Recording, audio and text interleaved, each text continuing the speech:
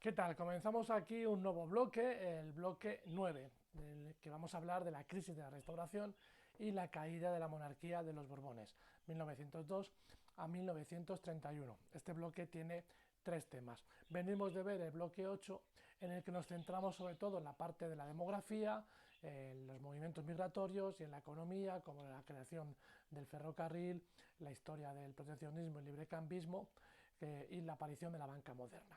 Bien, comenzamos ya con el primero de los tres temas de este bloque, ¿no? Veis que hay tres temas, hablaremos de Alfonso XIII, hablaremos de la guerra de Marruecos, de la crisis del 17 y de la dictadura de Primo de Rivera.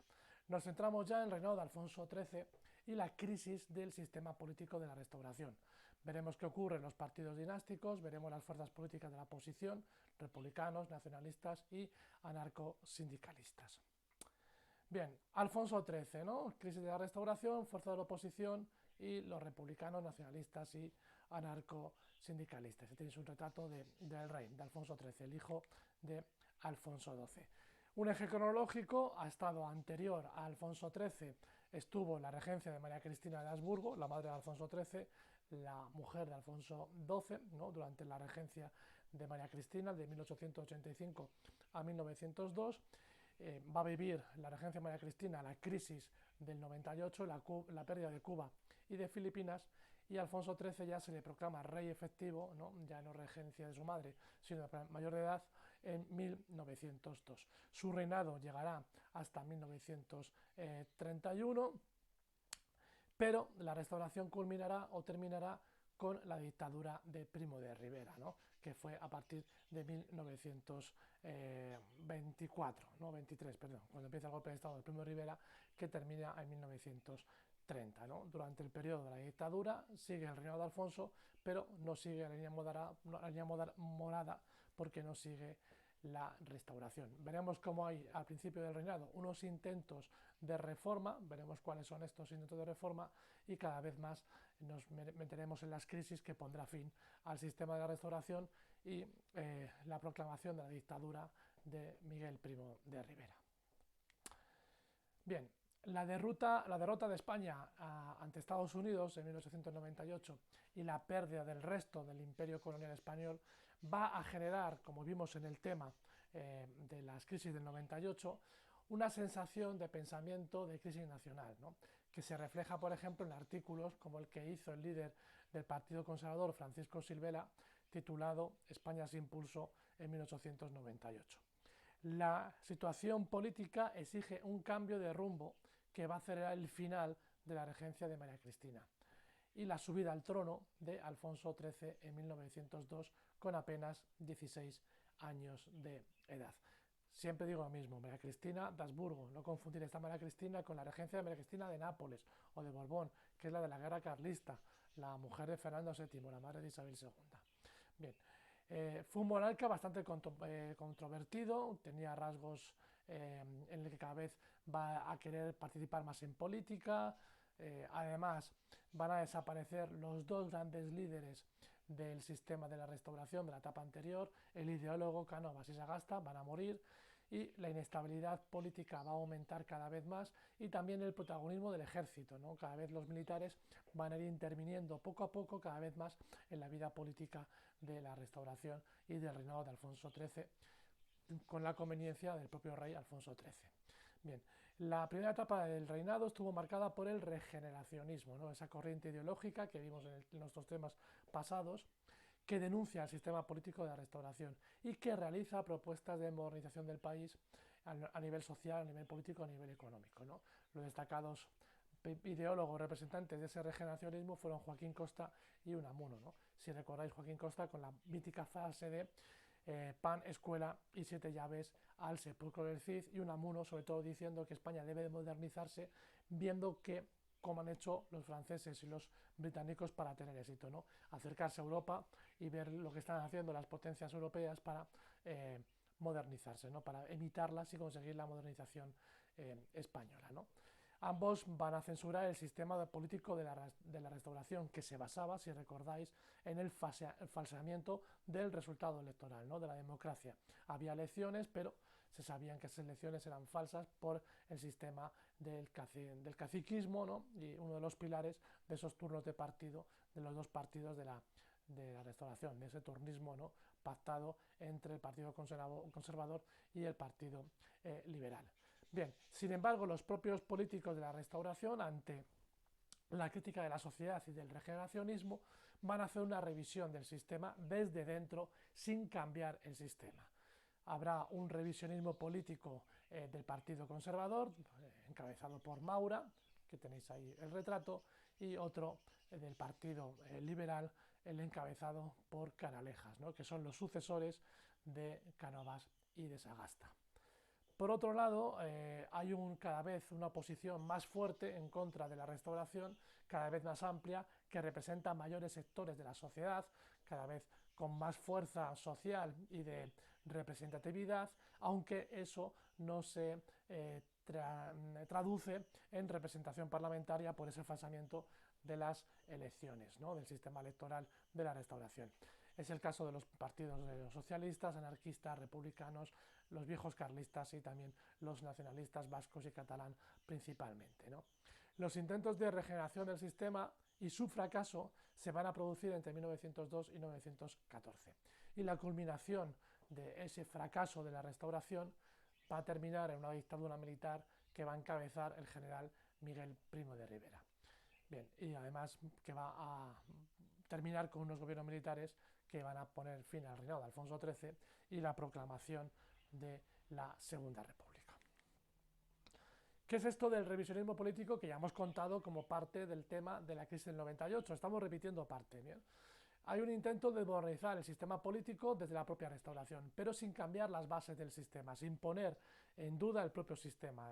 Que si recordáis, el sistema de la Restauración tiene tres pilares: el bipartidismo político, dos partidos que se turnan en el poder con el turnismo, el falsamiento electoral a través del caciquismo y la Constitución de 1876, ¿no? Son los tres pilares de Cánovas que creó el sistema de la Restauración. Bien, eso no se va a cambiar.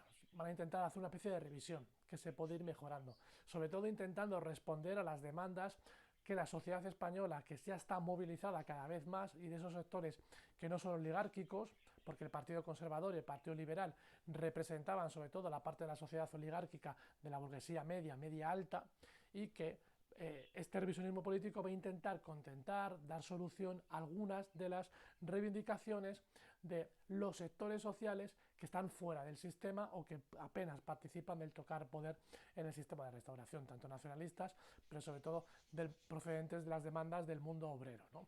Bien, la idea es cambiar todo para que nadie cambie. Esa es la actitud. Hacer reformas, pero realmente para que no cambie lo fundamental, que es el sistema de la Restauración. Sobre todo se va a intentar dar una refuerza, como decíamos, un refuerzo a las reivindicaciones de la oposición, especialmente del mundo obrero. Bien, los grupos sociales dominantes desde los 98 al 1919 van a intentar practicar ese revisionismo político. En los 5 primeros años del reinado de Alfonso XIII se mantuvo el turno entre partidos conservador, el Partido Conservador y el Partido Liberal, pero se pone cada vez más de manifiesto en la crisis de la jefatura. ¿Por qué? Lo que se llamó el problema del delfinado y la falta de unidad de acción común de ambos partidos. Han muerto los grandes líderes del Partido Conservador y del Partido Liberal, ha muerto Cánovas y ha muerto Sagasta. Ahí tenéis un dibujo del asesinato de Cánovas a manos de un anarquista en San Sebastián, en un balneario, ¿no? Los dos grandes líderes mueren y se abre el problema de la sucesión en el partido político. ¿Quién va a ser el nuevo líder de ambos partidos, ¿no? Eso fue lo que se llamó la crisis de la jefatura o el problema del delfinado. Lo del problema del delfinado viene porque en Francia el príncipe sucesor a rey de Francia se le llama el delfín de Francia, ¿no? Igual que en España se le conoce como príncipe de Asturias o en el Reino Unido como príncipe de Gales, en Francia el sucesor del rey de Francia era conocido como el delfín de Francia, ¿no? Entonces por eso se dice el problema del delfinado. Bien, revisionismo político desde el punto de vista del Partido Conservador. El gran líder va a ser Maura del Partido Conservador, va a ser como el gran heredero de Cánovas, ¿no? Maura, también Fernández Villaverde o, por ejemplo, Eduardo Dato. Todos ellos son del Partido Conservador, herederos de Cánovas del Castillo. El gran líder, de todas formas, representante del revisionismo conservador, será Maura. Silvela, Francisco Silvela, va a liberar el Partido Conservador tras la muerte de Cánovas, con cortos gobiernos, e inicia una política reformista. Para ello crea dos ministerios nuevos, como el Ministerio de Instrucción Pública, el Ministerio, por lo tanto, de Educación. Ahí hay un eco de ese reformismo ideológico que hablaba de pan y escuela, ¿no? De escuela, de mejorar la instrucción pública, de mejorar la formación, de acabar con el analfabetismo de la población española. Y luego el Ministerio de Agricultura, con ese pan, ¿no? De la frase de Francisco Silvela, pan, escuela, ¿no? Intentar mejorar la agricultura, la mayor actividad económica de los habitantes de España a la altura de este siglo, ¿no? En este momento, al principio del siglo XX. ¿no? La mayor parte de la población española se dedicaba a la agricultura, o sea que mejorar la agricultura era mejorar el trabajo de la inmensa mayoría de los españoles. Por eso también el Ministerio de la Agricultura. ¿no? Fernando Villaverde reforma la Hacienda y Eduardo Dato va a retomar una legislación social que ya se inició en la Primera República. ¿no? Y por lo tanto, Silvela, Francisco Villaverde y Eduardo Dato son los primeros líderes del Partido Conservador que intentan hacer una serie de reformas, pero sin cambiar, por lo tanto, el sistema de la restauración. Maura, que va a suceder en 1903, va a protagonizar realmente el revisionismo conservador. ¿no?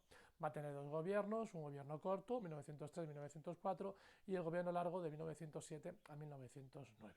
La intención de Maura es realizar una revolución desde arriba, es decir, o cambiamos desde arriba el sistema o nos cambiarán el sistema desde abajo.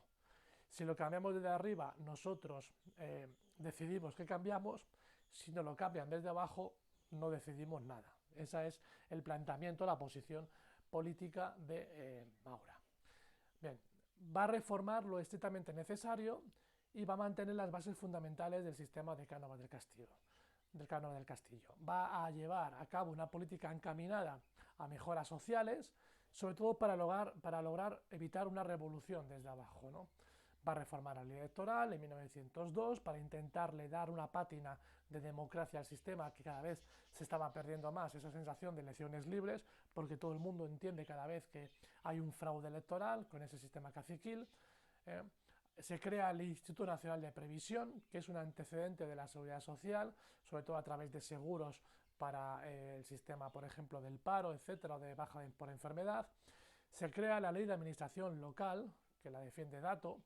Esa ley de administración local es un impulso a la descentralización del país y por lo tanto un pequeño guillo al nacionalismo, pero a nivel municipal, a nivel de ayuntamiento, pero a nivel de región, ¿no? como el caso que sería en Cataluña o en el País Vasco, pues piden más allá de poder controlar ayuntamientos, piden un gobierno autónomo propio, no un gobierno de ayuntamientos. Sin embargo, es ese pequeño guiño a los nacionalistas, que se complementa con la ley de mancomunidades, es decir, la posibilidad de que los ayuntamientos se asocien para intentar entre ellos solucionar problemas de los ciudadanos. ¿no? Un ejemplo de mancomunidad, por ejemplo, es que entre varios ayuntamientos se fusionen para pagar, por ejemplo, a los que recogen basura. No sea un gasto de un solo ayuntamiento, sino sea una inversión de varios ayuntamientos. Esa mancomunidad y esa ley de administración local es un guiño, por lo tanto, a los nacionalismos. ¿no? Pero queda corto. El nacionalismo vasco y catalán ya están pidiendo la autonomía, no están pidiendo una mejor coordinación de los ayuntamientos y una mayor descentralización del poder en los ayuntamientos. Se va a defender de la neutralidad española en la Primera Guerra Mundial, que ya vimos las consecuencias de esta neutralidad, sobre todo lo que tiene que ver con la carestía de la vida, ¿no? porque suben los precios, la inflación, porque se produce mucho para afuera a un precio cada vez más caro, porque España, como se mantiene neutral, las potencias que están en lucha van a pedir a los países neutrales que les abastezcan de mercancías y eso hace que el mercado español quede desabastecido, ¿no? porque prefieren nutrir los comerciales, los burgueses, las empresas, vender hacia el exterior que pagan más caro que hacia el interior que lo pagarán como más barato. Eso hace la subida de precios y que además se quede el mercado nacional casi sin algunos productos esenciales. ¿no? Esos beneficios de las empresas no van a ser transferidos en salarios a los trabajadores. La crisis de 1909, que veremos más adelante, la crisis de la Semana Trágica de Barcelona, va a poner fin a su mandato con esa famosa frase de la oposición que actuará conjuntamente de Maura no, de Maura dimisión, que al final será lo que ocurra, ¿no? La crisis de la Semana Trágica de Barcelona pone fin al mandato de Dato y, por lo tanto, al perfil revisionista del Partido Conservador. Hay un revisionismo del otro partido, del Partido Liberal. Quien va a protagonizar ese revisionismo del Partido Liberal será Canalejas, de 1910 a 1912. En su programa admitía la intervención del Estado en la economía para mejorar la vida económica de los ciudadanos y de la sociedad. Y también defiende una gran separación entre la Iglesia y el Estado, ¿no? Limitar un poco la capacidad de intervención del Estado en la Iglesia y de la Iglesia en el Estado. Se aprueba una ley con ese espíritu de separación de Iglesia y Estado llamada la Ley del Candado, 1910, que supuso una auténtica revolución, aunque simplemente sería que a partir de esa fecha no pudieran crearse nuevas órdenes religiosas en el país. Eso fue la ley del candado. Se incrementa la protección legal a los trabajadores, eliminando los impuestos de consumo en su mayor parte, que es otra de las grandes reivindicaciones del movimiento obrero, ¿no? Ya contamos con esa reforma de la ley de Moni Santillán, en la que unifican los impuestos y se crean dos, los impuestos de consumo y los impuestos de la renta, y habíamos hablado de cómo los impuestos de consumo que gravan el consumo, que vendría a ser ahora lo que llamamos el IVA, sobre todo va a desfavorecer las clases populares, ¿no? Las clases medias y las clases populares, porque van a pagar lo mismo que la clase alta en la compra-venta de algún servicio o producto con un precio bastante incrementado por este impuesto de consumo, ¿no? Con un IVA muy alto, ¿no? Ahora el sistema es más distributivo, ¿no? Se carga mucho más en los impuestos de la renta, ¿no? Que van a cargar directamente según el nivel de renta. Pero si tú vas a una tienda con un impuesto de consumo y compras un pan y el impuesto es sobre 10 euros, ¿no? Por ejemplo, de mayor que el precio del pan, si pan cuesta 5 y un impuesto de 10, el pan cuesta 15, esos 10 son impuestos de consumo y lo paga igual si el que va a la panadería es rico o es pobre, paga 10 euros de más, ¿no? Entonces, por eso lo critica mucho el movimiento obrero. Y una de las grandes banderas del movimiento obrero es la desaparición de los impuestos de consumo. La otra herramienta que quiere quitar al movimiento obrero para intentar encauzar las protestas sería la ley de reclutamiento de 1912. Siempre hemos dicho que el movimiento obrero tiene como banderas de enganche la supresión de los impuestos de consumo, el fin de las quintas y veremos más adelante también la mejora de sus sistemas de vida. Bueno, con el tema de las quintas, si recordáis, 1 de cada 5 nacidos en un año, cuando su generación lleva a los 18, los quintos cumplen 18 años, cuando el año en que cumplen 18 se hace un sorteo y 1 de cada 5 tiene que ir directamente al ejército, ¿no?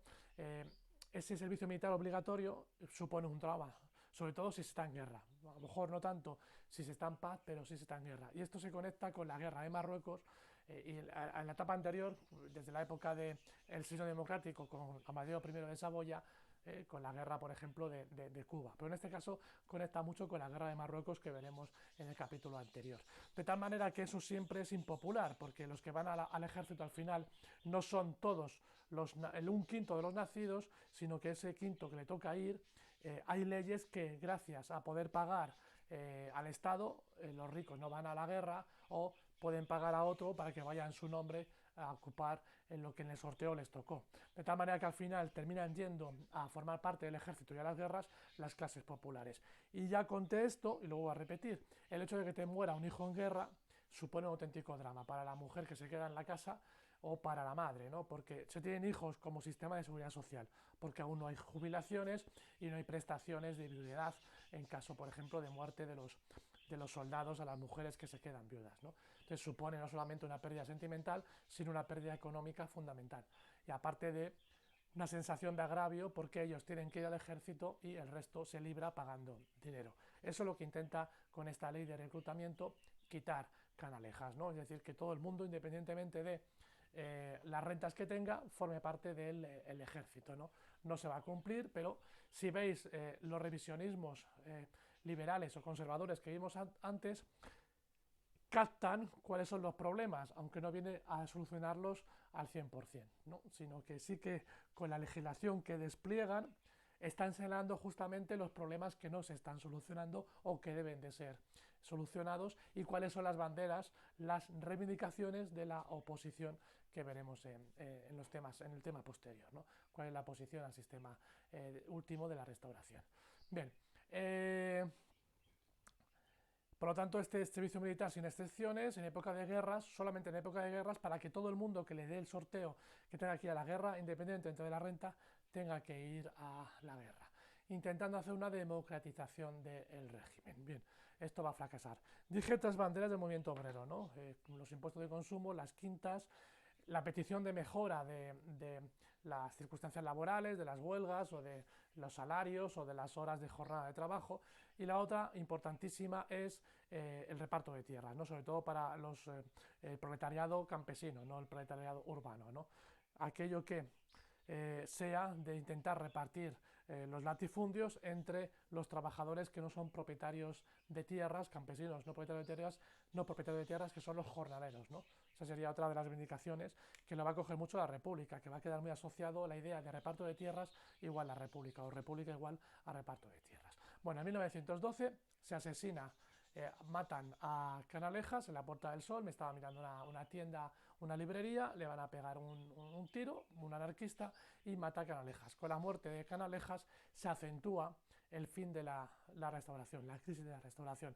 Fue el último de los revisionistas políticos que intentó, sin éxito, pero lo intentó, señalando, como decimos, los defectos de la restauración, intentar solución a las peticiones de la sociedad, que cada vez estaba más movilizada y que no encontraba cauce de participación y de solución de sus problemas. Es eso de la sociedad que se estaba movilizando por nacionalistas, por republicanos y por el movimiento obrero.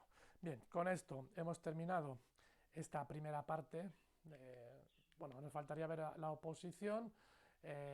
Importantísimo leerlo, vamos a leerlo un poco por encima.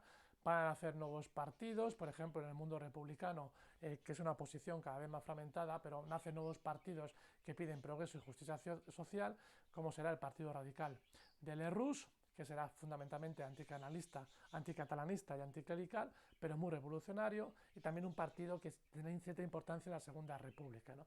Este partido de Lerroux. También es un partido para crear intervención en el Estado para sacar beneficio del Estado, ¿no? Para crear corruptelas, por así decirlo. Luego está el Partido Reformista de Melquiades Álvarez, mucho más moderado, que puede llegar a admitir la monarquía democrática y social, siempre y cuando sea una monarquía democrática y social, aunque su espíritu es republicano, y en muchos casos proceden de este partido gente de las universidades. Están los nacionalismos, que vimos también en los temas de la crisis del 98, el catalán y el vasco. Aquí veremos sobre todo cómo el republicanismo catalán se va a hacer fuerte en la esquerra republicana de Cataluña, ¿no? Hasta, a partir de 1931, pero hasta 1931 es el Estat catalán de Masia y la Lliga regionalista los que serán los partidos importantes en Cataluña. Bueno, luego está ahí la aplicación del socialismo y del anarcosocialismo. Como lo hemos visto tantas veces, simplemente es leerlo y repetir parte de lo que hemos visto en el tema de la crisis del 98 y la oposición a la restauración al principio, ¿no? Aquí es un poco entrar en el tiempo, porque en el tema anterior terminaba en 1902, ¿no? Hablábamos del movimiento obrero y hablábamos de los anarquistas y de los socialistas y de los nacionalistas, pero hasta 1902, ¿no? Hasta el reino de Alfonso XIII. Esto es la ampliación de esa oposición desde 1902 hasta el fin de la restauración en 1931, ¿no? Entonces, darle una vuelta no es difícil de entender. No os confundáis, ¿no? Esto se centra más en la parte de Alfonso XIII, mientras que la otra parte, que parece lo mismo, se centra más, si revisáis los apuntes, me estáis entendiendo lo que estoy diciendo, se centra más en la parte del reinado de Alfonso XII. Bueno, el siguiente tema, lo que vamos a hacer es hablar de las crisis de Marruecos, la crisis de 1917, la de 1909 y cómo poco a poco el sistema va a irse finiquitando. Luego ya nos quedaría el último vídeo, que sería el de la dictadura de Primo de Rivera.